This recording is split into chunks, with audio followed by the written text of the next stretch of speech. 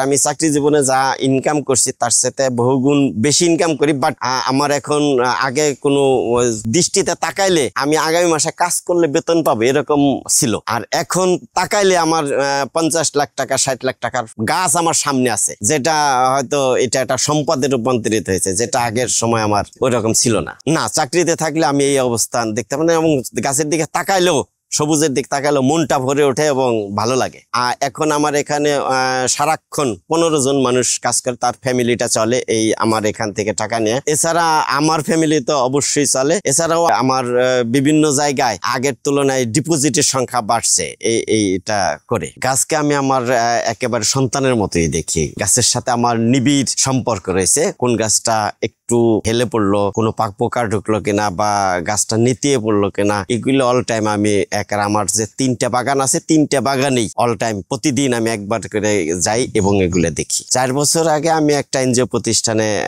চাকরি করতাম। ওইখানে 1994 সাল থেকে মূলত আমি কৃষির সাথে জড়িত।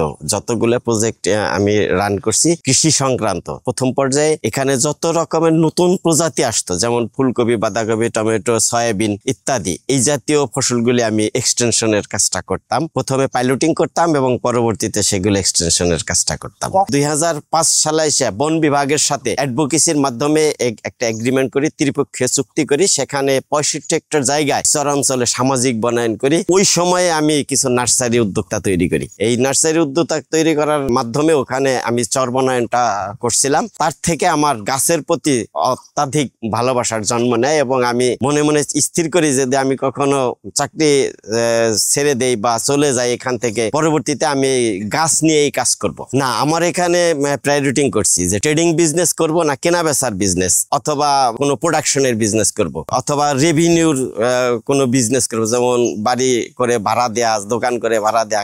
আমার হাতে তো এই জাতীয় কোনো টাকা নাই। যেহেতু টাকা নাই, আমার হাতে শ্রম এবং মেধা। আমি চিন্তা করছি যে আমি যদি আমার শ্রমকে দিয়েই এইটা আগাই নিতে পারবো, আমার এইরকম একটা ব্যবসা দরকার। যেহেতু আমার হাতে পুঁজি নাই। আমার লাইফের আমি বেসরকারি চাকরি করতাম, সারাটা জীবনই এই গাছের সাথে বেশিরভাগ কাজ করছি, যে কারণে আমার ইচ্ছাটাও যাচ্ছে যে এই গাছ রিলেটেড কোনো কিছু করা যায় কিনা, যে কমিউনিটি লেভেলে বড় বড় বাগান করে যদি দেই, তাই সেখানে আমি যদি কিছু পরামর্শ দিতে চাই তাহলে আমি কোন বিজনেসটা করলে সেটা করতে পারবো। তখন আমি চিন্তা করলাম যে এখানে পেয়ারা, কুল, আম এই জাতীয় বাগান যদি কমিউনিটি লেভেলের আরো বেশি মানুষরে এঙ্গেজ করতে পারি, তাহলে আমি এর চারাটা যদি প্রোডাকশন করি, কোয়ালিটি চারা যদি দিতে পারি, তাহলে ওই উদ্যোক্তা লস খাবে না। আমার দ্বারা আরো 10 জন উদ্যোক্তা তৈরি হইলে তারাও লস খাবে না। এদিকে সমৃদ্ধি আসবে, আমাদের পুষ্টির অভাব পূরণ হবে মানুষের এবং আমাদের সমৃদ্ধি আসবে। হুট করে যদি আমি আনকমন কিছু গাছ নিয়ে আসি যেটা মানুষের পরিস্থিতির মধ্যে নাই, তাহলে দেখা যাবে যে আমার নার্সারিটা চলবে না। আবার দেখা গেল যে আমি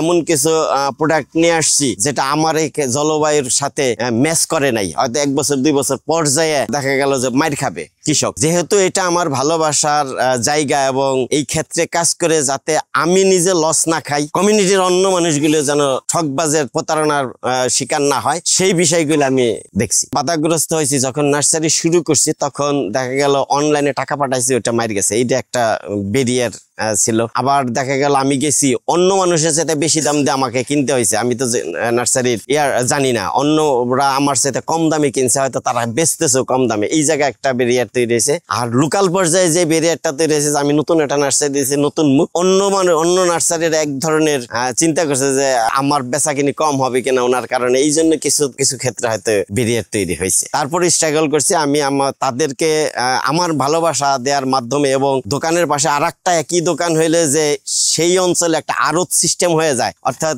মানুষ বেশি আসবে, এটা বোঝাতে সক্ষম হয়েছে। এবং এই কমিউনিটিতে আমরা যেমন ফরিদপুরে কোনো পাইকারি আড়ত নাই, যশোরে যাইতে হয়, নাটোরে যাইতে হয়, বেজেরডাঙ্গা, খুলনা যাইতে হয়। তো আমরা চিন্তা করছি যে এই অঞ্চলে এমন একটা জোন তৈরি করব যে অন্য জেলা থেকে মানুষ এসে পাইকারি মাল কিনে নিয়ে যাবে। এইরকম বেসমেন্ট তৈরি করছি। এই নার্সারিটা আমি প্রথম পুঁজিটা ছিল 10,000 টাকা, প্রথম বিনিয়োগটা। আমি কিছু কমলার চারা আনি এবং সেই কমলার চারাটা ওই চাকরিকালীন অবস্থায় বিভিন্ন জায়গায় সেল দিই। পরবর্তীতে আমি ভিয়েতনাম নারকেল আরেকজন পার্টনার নিয়ে, আমার হাতে টাকা ছিল না বিধায় আরেকজনের পার্টনার নিয়েছি। তখন আমি ভিয়েতনাম থেকে এলসির মাধ্যমে যে নারকেলটা আসতো এই বঙ্গের ডিলার হিসাবে 3500 নারকেলের চারা নিয়ে আসি এবং এক বছর না 3-4 মাসের মধ্যে সেটা বিক্রি হয়ে যায় এবং টাকাটা আমি তাকে রিটার্ন দিয়ে দিই। ওইটা থেকে আমার আস্তে আস্তে বেশ পুঁজি হয়েছে। এখন আমার যে বাগান আছে 3টা বাগান আছে, 5 একর জায়গা জুড়ে 3টা বাগান আছে। আমি শীতকালীনে ভরপুর থাকে, বিভিন্ন ছোট ছোট চারা থাকে যেহেতু ওই সময়,